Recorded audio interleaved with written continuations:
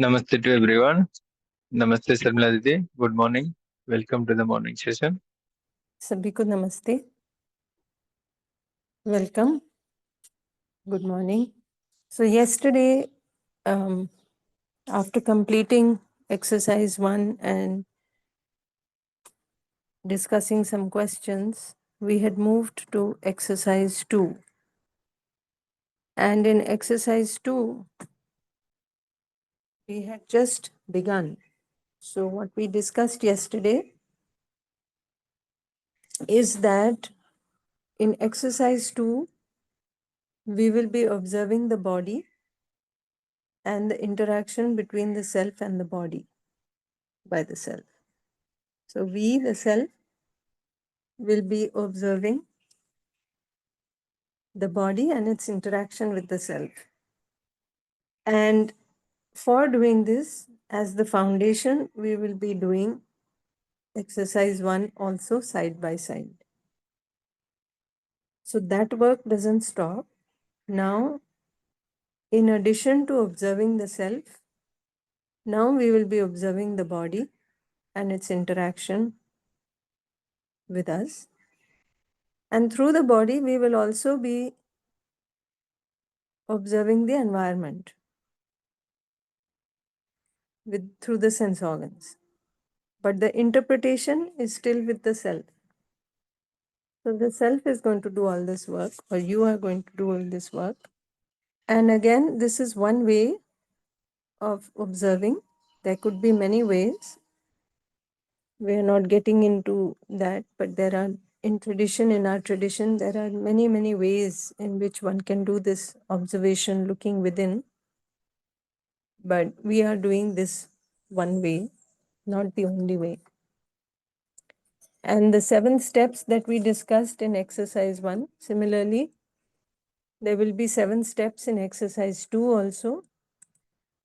And this is one formation, this is one set of steps.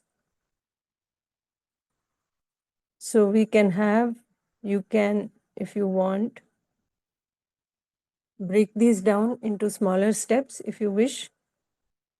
You can club up few steps as you go on in the practice and become comfortable with it.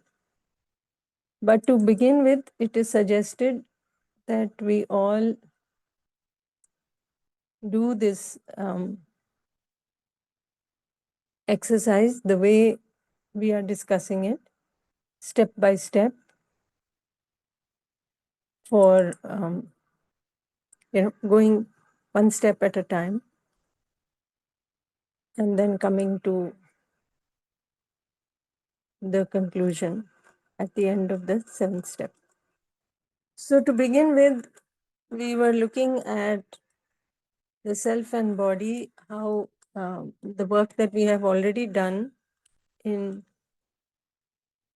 UHB, in the workshops. So we are now looking at whatever we discussed in the workshop. Now we are trying to look at all this directly within us. So we got this information in the workshop itself, that the self and the body are 2 distinct units in coexistence. So we are going to study them also in 2 distinct compartments, you can say. But they are in coexistence. So we mentioned that the self needs happiness, and we need happiness in continuity. And you can ask yourself, any moment in the day you want to be unhappy. So you get the answer very clearly. You want this in continuity all the time. This is your need. And this need has to do with feelings. So we saw this in exercise 1, that whenever you have the right feeling, a feeling that is naturally acceptable, you feel comfortable, you are in harmony, you are happy within. So this need of the self for happiness can be fulfilled by right understanding and right feeling in the self. So we mentioned the feeling, but how will you have the right feeling in continuity? For that, we are working for right understanding. So now you can see the correlation of what was discussed in the workshop and how when you try to observe it directly, it all fits. Similarly, we said that the activities going on within the self go on continuously. And we can observe this. So we have been trying to observe the desire, thought, expectation within us every moment. But of course, there are some challenges, and we may feel that it's not happening in continuity, but we can keep it open. Is it not happening in continuity, or is my observation of the activities not happening in continuity? So, what is being said is that these are all happening in continuity. At any moment, if you check, you have some thought, you have some expectation, you have some desire, and there is some feeling associated with the desire. And of course, we were focusing on the feeling. Then, if we look at the needs of the body, needs of the body, we said, are temporary. They have to do with physical facility, like food, like clothes, like shelter. And while the feelings in the self are qualitative, they are not quantitative. You can't quantify the feeling. You can't say, I'm little bit happy and little bit unhappy. Either you're happy in harmony completely or you're not in harmony. Even though we may not be able to observe the subtleness of that. But in the case of the body, these feelings, these requirements, these needs, they can be quantified. And you will see that it is required in a limited quantity. So the body's needs can be quantified. We find that we can quantify them. And when we do that, we find that they are always required in some limited quantity. There may be different quantities for different people, but it is limited. So one person might eat 2 chapatis, another person might eat 4 chapatis, a third person may eat even 6 chapatis or 8 chapatis, but nobody can eat indefinite amount of chapatis. So ultimately there is some limit to this. So all these needs of the body are fulfilled by physiochemical things from outside, right? Similarly, when we looked at the activities of the body, like we've given some examples of eating, walking, talking, those kind of things, you find that it is happening with some gaps. It's not happening continuously. Unlike the activities that are going on in me, they continue all the time. So these are temporary activities. And if we have doubts regarding heartbeat or circulation, blood circulation, we can discuss those also, although we have discussed it earlier. Then coming to the responses, we said in the body, the responses are definite. Body doesn't have a choice.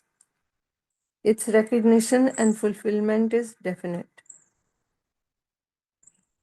So some foods are nurturing for the body, some foods harm the body. This is definite. Body cannot choose to assimilate the foods that are harmful and make it work for the body. That will not happen. Body doesn't have that choice. So things are very definite. But if you look at the self, in the self, our recognition and fulfillment is not definite at this time because it is governed by our assumptions. If we assume something to be a certain way, our recognition and fulfillment is in accordance with that assumption. If we assume something different tomorrow, our recognition and fulfillment may change according to the change in assumption. So, this indefiniteness can continue. But ultimately, when we get to knowing or right understanding, from there, when we can see the definiteness in the essence, then we also align all our activities in accordance to that. So, our assuming is now in line with, or our accepting, if you want to call it that, is in line with knowing, and our recognition and fulfillment becomes definite. So, like as a gross example, so at some time there was some talk that in the newspapers and all that, you might have seen that it was being said that coffee is good for the heart. Now my recognition and fulfillment becomes in accordance with that. I start drinking more coffee because now I assume this is going to be good for the body. Then after a few years, again some study they did and they said, no, it's not good for the body unless you take so many massive quantities, which is not possible in ordinary ways. So now my assumption changes. No, it's not good for the body. And it's a stimulant and this and that and all kinds of things. I have ideas. So now I stop drinking coffee. My recognition fulfillment changes. Right? We also took that example that many participants mentioned when they were asked how come they didn't join. They said in the morning session, they said that it's too early for us. We can't get up that much time. Assumption, I can't get up so early. My recognition and fulfillment, I don't join the morning session. Then one odd time, they had to get up early for something else and they happened to turn it on. They found it interesting. They found it useful. They started listening. And after some time, the assumptions have changed. Now it has become useful enough that we are able to get up, we are able to join the morning session. And in fact, many participants even said, we don't even need an alarm clock. We wake up before time and are able to join. Assumptions change, recognition fulfillment keeps changing. So ultimately, we want our responses also to be definite. And therefore, we are working for right understanding. And in the process, we are also becoming happy in continuity, which is also something we want. So, yesterday's assignment, we had to reflect on this. Reflect on these two distinct entities, self and body. Reflect on the needs that are different, how their fulfillment is different, and how the activities of the self and the body are different.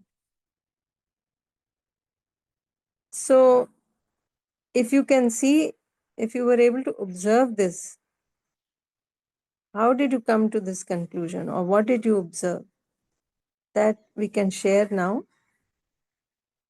For some of you, this might be a little repetitive, but because it's important to go through this, so we thought we can take some sharings. And of course, if there are doubts in any of these things, any of these words, in any of these, whatever has been mentioned on the slide of self and body, then we can discuss that also. Any issues we are facing in trying to observe this, or any doubts we have, can discuss those. Good morning, ma'am. Morning. Good morning, Didi Sabiko. Yesterday, there was one meeting in which we were discussing about the result of our institute. And I just discussed with them, then don't treat student as a student. with relation, संबंध के भाव, relation, we treat them as your relative, your relations, and then treat. If your relative is failed, how you feel? And if is not your relative, then how you feel? We know that we want continuous happiness, and we have to work on that. Our exercise 1 is over. So now in this case, myself and student self should be taken as a with the relation, with right understanding, and then we should teach them. So Didi, whether it is correct or not, that just I want to know. Yeah, in fact, as we get to knowing, we will realize that this relationship is already there with everyone. Yeah. It's just that whether we see the relationship or we don't see it. So we all have different assumptions. One person may see relationship with one kind of person, those who think like us, or those who are from our community, or those Yeah. who are from our country, and so on. And you see that they draw the line there. And beyond that, they don't see relationship. So what we need to do is to try to see the relationship with every other unit because it is already there. What we need to do is to just to observe it, to be able to bring it in our living. Of course, if we understand relationship, we will bring it in our living. So that's the thing to do. The challenge becomes sometimes when we have some opinion and somebody else has a different opinion. Then what do we do? Do we have feeling of relationship or do we have feeling of opposition? For instance, like you mentioned, you feel we should treat the students a certain way because there is a relationship. Now, if somebody opposes our view, will we have feeling of relationship with those people or will we have feeling of opposition? Opposition. But you have relationship with everyone. Yes, I know. But instantly, if you oppose, it is natural. This is what I'm saying. Is it natural or I we have understand. become I understand. habituated? You know? Yes, we have the relation, and 100% we should just do it according with that, and we should go in not in reaction mode. We should go in response mode. Yes. Just one more line in this: how to motivate the staff so that they should be in the line of relation with the student. See, like we have been discussing, in different forms, the same question comes up. You want to change the outside. How will it happen? No, madam. Didi, now this is the question of the life of students. No, So I I can, if understand that. Whatever may be the context. What I'm trying to say, unless yes, and I until understand. I can't say anything yet. Until and unless we make that effort and it reflects in our behavior, that what Yeah. reflects in our behavior? That our recognition and fulfillment is definite. Without that, another person cannot feel reassured with whatever we are saying. So, first and foremost, our recognition and fulfillment in our behavior must be definite. Then only the other person will be reassured, isn't it? So, for that to happen, we have to be aware of our own imagination, our feeling, what with what feeling we are talking to the other person because that will show up. So, for instance, if somebody opposes my view, what do I do? Do I keep trying to convince? Or do I understand that right now they may not follow, but I can be the role model for that? And once they are able to see a little bit of that, then they may be open to my suggestions. Yes, yes. You know? So then it Yeah. might work better. Of course, we make rules and regulations, but that is not sufficient. Today we have so many rules and regulations. Are things going by the rules always? Not necessarily, isn't it? So, I mean, one can do with what we call the danda, with the stick. It needs to be this way. Yes, yes. But how the other person feels, you cannot forcibly change that with rules and regulations. No, can't. And ultimately, we all want continuous happiness, Happiness. and we want happiness for everyone.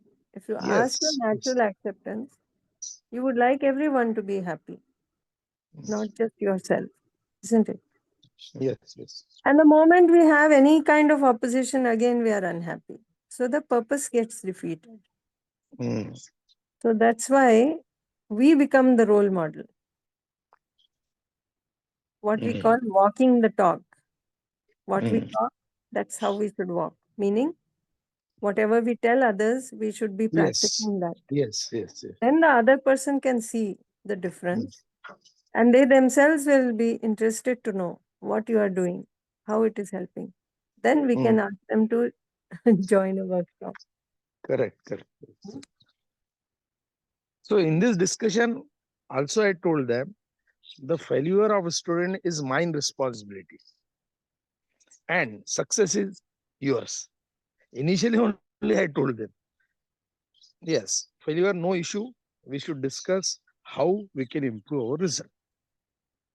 And then they open it and they discuss how we did this, they did it.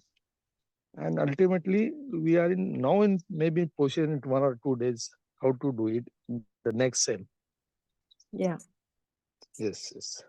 Yes. Thank you, Didi. Thank you. Yeah, namaste, Didi, namaste. Namaste. Didi, I have two questions. Yes. That's one is it only happiness is the basic aspiration of a human being or Mm-hmm. anything beyond it? That is the one first question, Didi. Mm-hmm. Second one is self has control over the body even it leaves the body? And if it is so, is there any limit for that? How many days or how many months like that it can have the control over it? This is the second question, Didi. Okay. So your first question, whether we want only happiness or something more. If you see, whatever more we want is linked to happiness only, in a way. Like, for instance, we all aspire to know more, isn't it? You see a small child, they ask so many questions. You can see right there. Children want to know everything about everything. Why is this like this? What is this? What is that? How is this like this? Why is the tree like that? Why is the sky blue? They want to know about everything, isn't it? Yeah. That is the reflection of one of our needs, is that we want to know more and more. And this wanting to know, in search of that, we keep going further and further and further. Ultimately, right understanding is that knowing everything about everything. And that is related to our happiness also. So the things are linked. So you can call it different names. So when you are, with that right understanding, when you are at the level of the pure observer all the time, when you are observing space, you can be in a condition of bliss. So you can give it the term bliss, you can give it the term happiness, you can give it many terms. Important is that we understand that this is what we want, isn't it? And it is linked. Now, if we start talking about this in our workshop and we say, we want to get to right understanding, what many people say is, why now? We are young.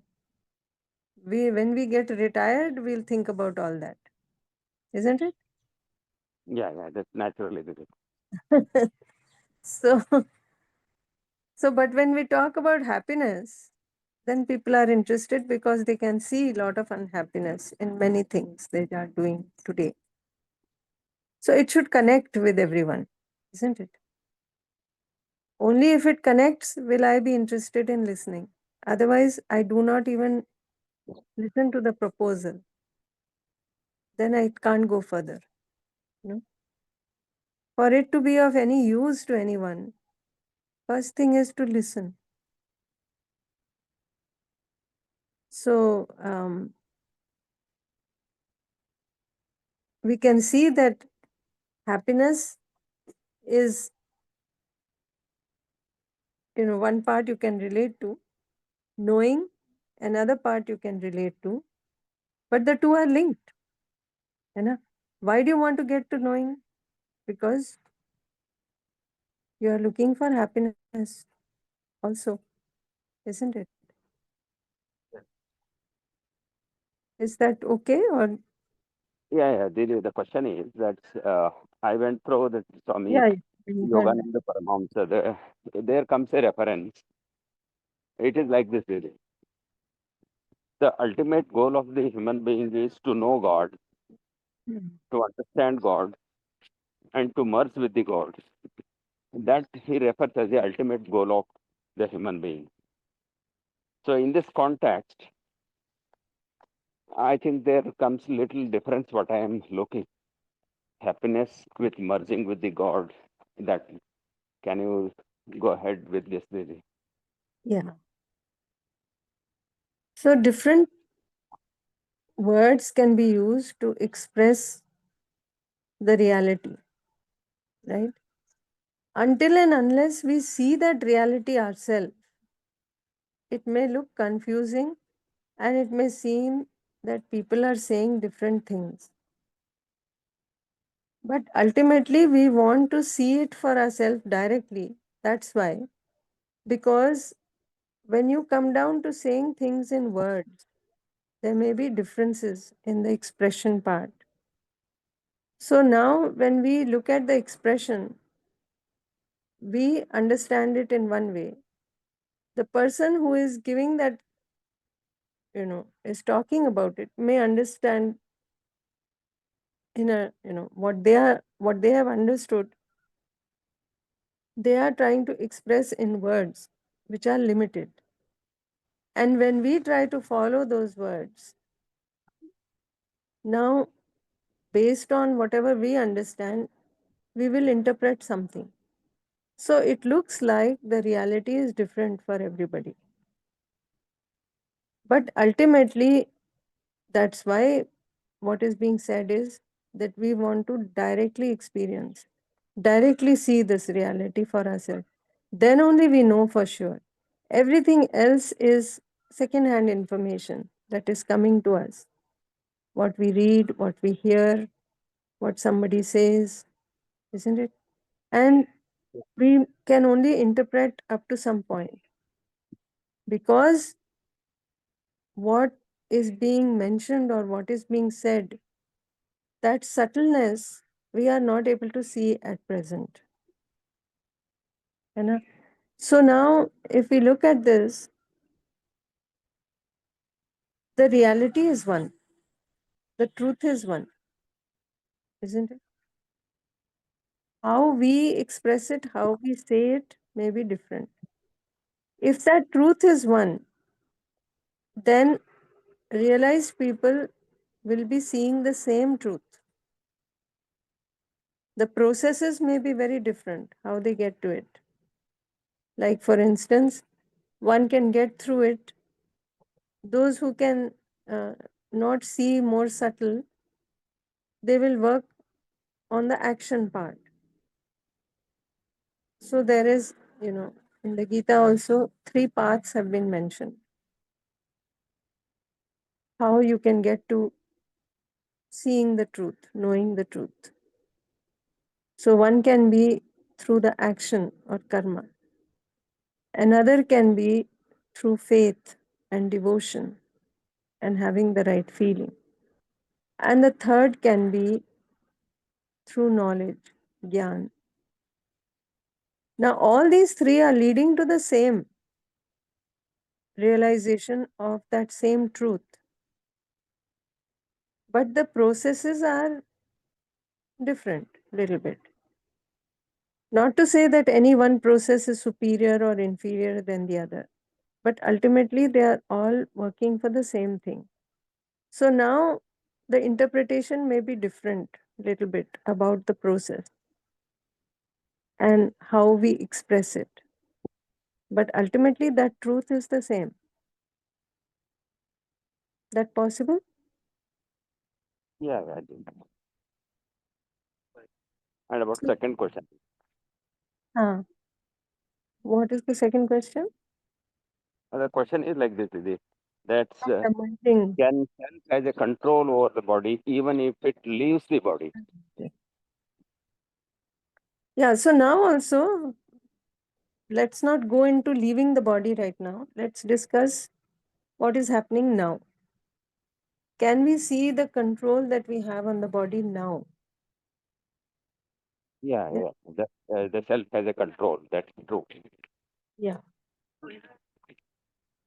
Self leaving the body, dissociating with the body, that is the choice of the self. This is what is being said, right? Now, what is happening? Why is the self leaving the body? Many a time, if we leave aside those who are realized and whose purpose is done, but for the average person, one tends to leave the body when the body is damaged, when the body is not worth, associating with, isn't it? For whatever reason, body can be aged, body could be damaged, there could be an accident, the body could be diseased, whatever may be the reason. The self chooses to dissociate. So it's like this. If your clothes are torn and you discard them, would you still want to associate with that? You will leave it. No? Yeah, yeah. The same question arises because of the. That's what I heard. It is not the self experience, second hand experience. What as you suggested. Same with the Yogananda Paramahamsa. When he leaves the body, 20 days the body remains as it is without decaying. So that's what I am getting confused. That is it possible that like that is there any possibility? So I will say, let's get to realization, then we will be able to do those things also.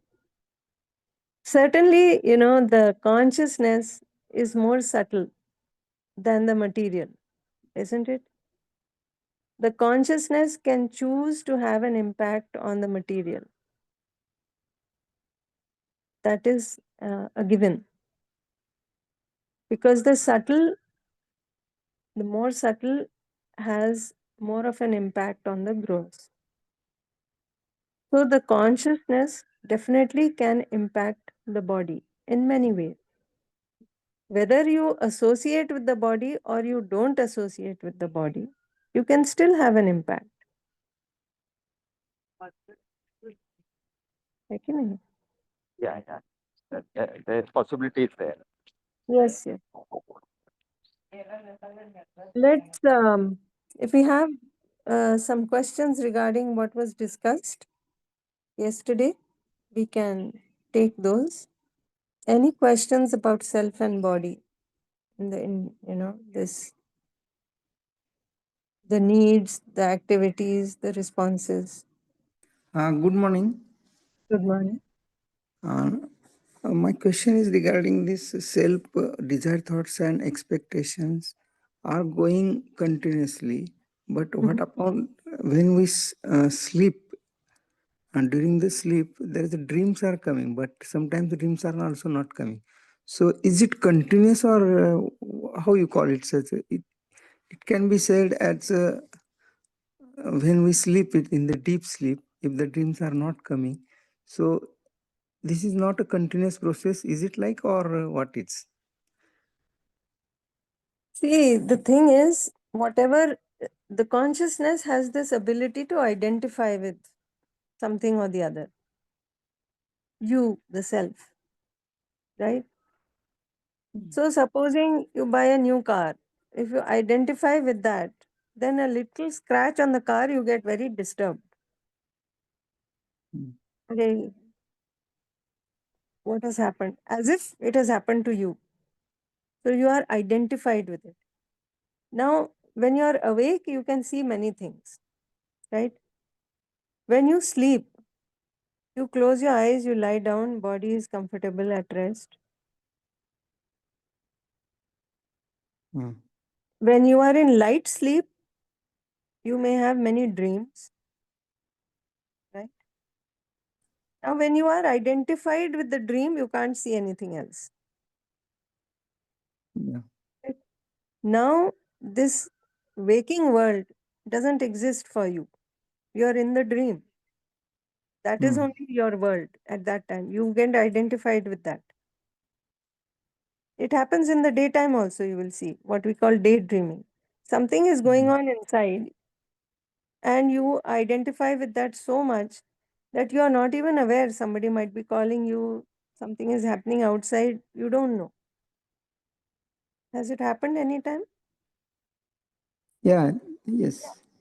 So you identify with various things. You can identify with the outside, you can identify with the body, you can identify with your thoughts, your emotions. So in the dream world, you are not aware of the waking world, but the waking world exists.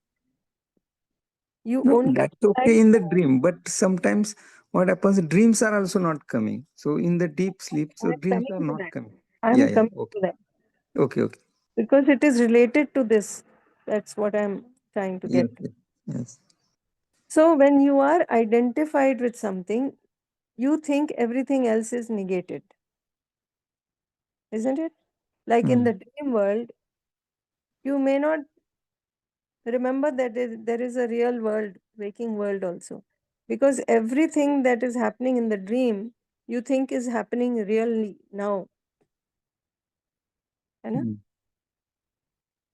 So now you will say that the waking world, when we are dreaming, it will be as if the waking world doesn't exist.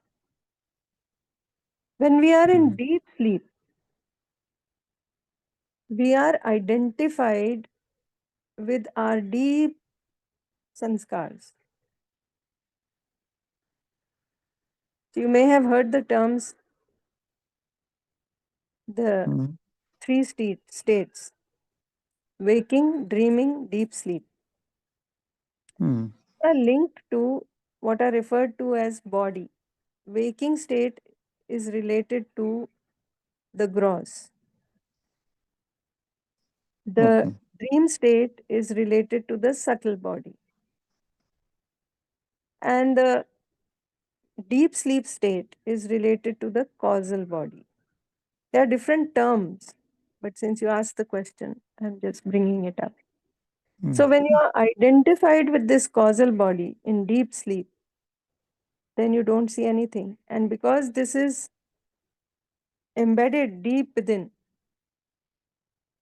you are not able to see anything. So, you are sleeping, you are not aware of anything. All that Mm. you are aware when you wake up is, I had a good sleep. That's all you can say. But you can't say anything more. Yeah. Makes sense? It means these things are going on, but we are not recognizing it, or the self Because has we not are not that aware. ability. Yeah, We are not aware. that Yeah. that subtleness of being able to see things is not there right now. That's Yeah. what we are working on, no? To see more and more subtle. Ultimately, we are going from gross to subtle. In the waking world, things are gross. You can see them only through the physical, sense organs of the body. But with the sense organs of the body, you can't see subtle. Even the Okay. small microorganisms that exist, we can't see with the eyes. So we are looking inward and we are seeing something more subtle, the imagination. That is more subtle than the gross body and the gross things outside. Once we are able to see the imagination, then we move towards more subtle and more subtle. No? So ultimately, we'll be able to see all these states, what we call Turiya, the fourth state. That is the state when we are at the level of pure observer and we are observing these three states. We are able to see the waking state, we are able to see the dream state, we are also able to see the deep sleep state.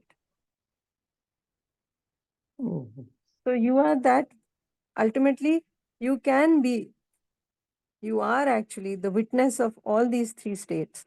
But we need to realize it because we are not aware of it. So we are identified with either the waking world or the dream world or the deep sleep world. Yeah. Okay. Thank you, madam. Thank you. Okay, let's go forward since there are no more questions. So basically, this slide is saying very little on the slide, but it can take a lifetime to try to understand this. That the self and the body, they are two distinct entities that are existing in coexistence. This is what is being said. And this interaction between the self and the body is only in the form of information.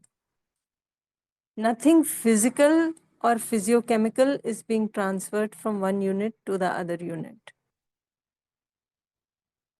So what does it mean? So I give some instruction to the body follows. Why the body follows? Like we discussed, body is more gross. I am more subtle. I can give direction, I can give instruction, and body follows. For that instruction, what am I doing? I am only deciding, and the rest is happening, isn't it? I just decide to give the instruction, and it is happening. Then the body, if you look at it, it is as if you decided to raise your right hand, and the hand in the body gets raised. Because this instruction that you are giving is in the form of information. Nothing physical is being transferred. Nothing chemical is going into the body. You pass some information. How that is reflected in the body is there may be some changes if you, at a gross level, if you do an MRI of the brain or something like that, you might see some changes in the brain. There may be some change in chemicals in the body. And the impact is there on the body. But the instruction that you are giving is just information. No chemicals are being passed from you to the body. The impact on the body is such that when the impact comes in the physical form, then you can measure it. You can quantify it. You can do all those things because that is the gross thing. But in the self, what you need to do is just decide to give that instruction, and it happens. In fact, many a time we are not even aware of our decisions, but we keep instructing without being aware, unconsciously, behoshi mein, right? Similarly, many sensations are happening in the body. So even now, at this moment, many sensations will be happening in the body. It is my decision whether to read or not to read those sensations, depending on what I think is important. We'll discuss that in more detail as we go. But essentially, this passing of or reading of sensation from the body, this is also a type of information. The sensation in the body may be also related to some chemical processes, some chemical reactions. But those reactions are not coming to me. I am only getting the information and then interpreting. So this process is going on. This exchange of information keeps happening between the self and the body. We can try to observe this within ourselves for 5 minutes, then we'll come back to your questions. 5 minutes, let us do this observation. Okay, let's come back. Was we able to observe this interaction between the self and the body? And if there are any questions related to this or any observations you would like to share, we can talk about those.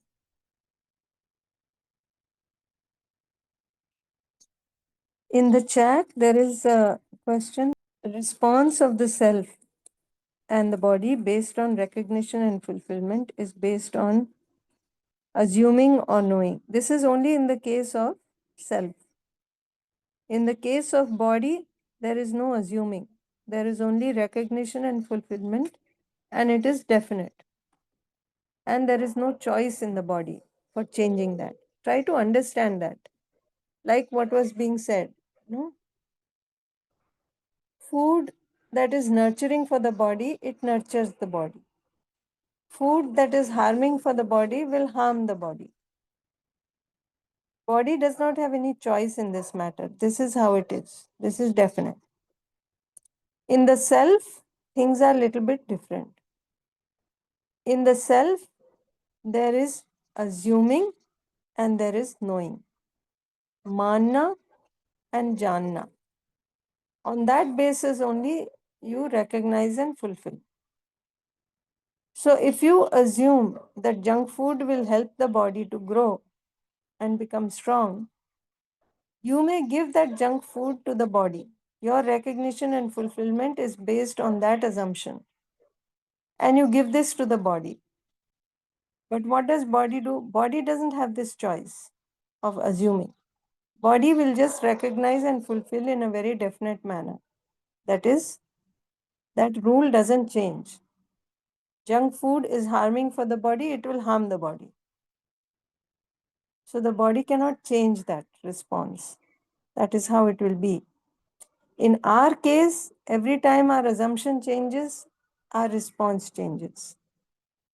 When I come to know that junk food is bad for health, my recognition fulfillment changes and I give that correct type of food that is nurturing for the body to the body so that it nurtures the body.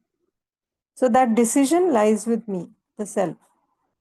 Now, when it comes to right understanding means knowing everything in the reality the way it is.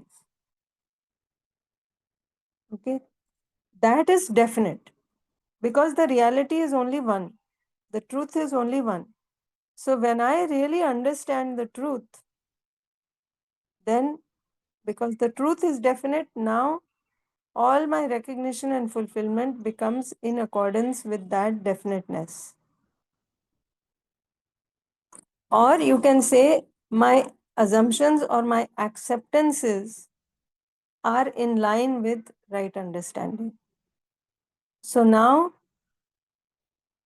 all my acceptances are going to be in light of that reality, the truth, which is the same for all. So in your question, you have mentioned, if the assumption keeps changing with right understanding. With right understanding, your assumption, your acceptance will not change. Right understanding means that you have seen the definiteness, the truth, the essence of this entire existence. So, with that knowing, now all your responses become definite. Your recognition and fulfillment becomes definite. But with the lack of knowing, you may keep having this change of acceptances or assumptions. I hope it clarified. If there's any further question, you can raise your hand and we can discuss it. Yes. Yes, please. You had raised your hand. Anything? Good morning, ma'am. Morning. My question is what's the when we are connected with the bodies, the body and the self is in coexistence. So there is two conditions. The firstly information and then is the sensation. So what is the criteria of the information and what's the criteria of the sensation when we are in sensation and when we are in the information? Please describe that. Yeah, so see, it's not that we are in the information. What was being said is we give some instruction to the body. You know, you command the Yes. body to do something. That is what we are referring to as instruction. What is this instruction in the form of? It is just information, nothing physical, nothing physiochemical. It is just information. Okay. Similarly, body has many sensations. So you are not in the sensation, but the sensation is in the body. What do? You read that sensation. You come to know about that sensation. That reading of that sensation, that is also information. It is happening in the body, but you come to know of it. You become aware of it. How? Because you read this sensation. That is information that you get from the body. For example, Yes. you are seeing something. Huh? Supposing there is a tree outside, you are seeing that tree. What is exactly happening? The image of the tree is forming Yeah. on your eyes, Yeah. isn't it? And if you remember your physics and all that, or Yeah. biology, this image is upside down when it is coming onto the retina, isn't it? Yeah. This is what we have read. Now, you don't see it as upside down. You see it standing up correctly, isn't it? Yeah. Why? Because that sensation that happened in the body, you read Yeah. that sensation and you interpret it. Mm. But the image is not forming in you. The image is forming in the body, in the eyes, in the retina. Yeah. You read that sensation or you get that information and then you interpret it that, okay, this is a tree, isn't Yeah. it? So basically, what is being said is this exchange between the self and the body, this interaction is only in the form of information. What instruction I give to the body is also information. What sensation I read from the body, this is also in the form of information. This is what is being said. Now, if there's any more question, we can talk about it later. Yeah. We are finding that in the many cases when we are the take in any objects, we can take in information levels, so there is a create a non-alignment. But when we see a objects and we define this is mine, this is the out, this is a good, this is a bad, so we are connected with our feelings, or our feelings is uh, I think our feelings is create, so then we have to lose our happiness. Yeah, what we'll do is it's time for the Hindi session, but we can have the discussion little bit later in the Hindi session also. Okay, Yeah. because time is up for the English session now. Ji ji. So Yeah. Hindi Yeah. session mein we can continue. Okay, Okay, madam. Thank you very much. thank you. Yeah. Ji, Tata ji. Yeah. Thank you so much.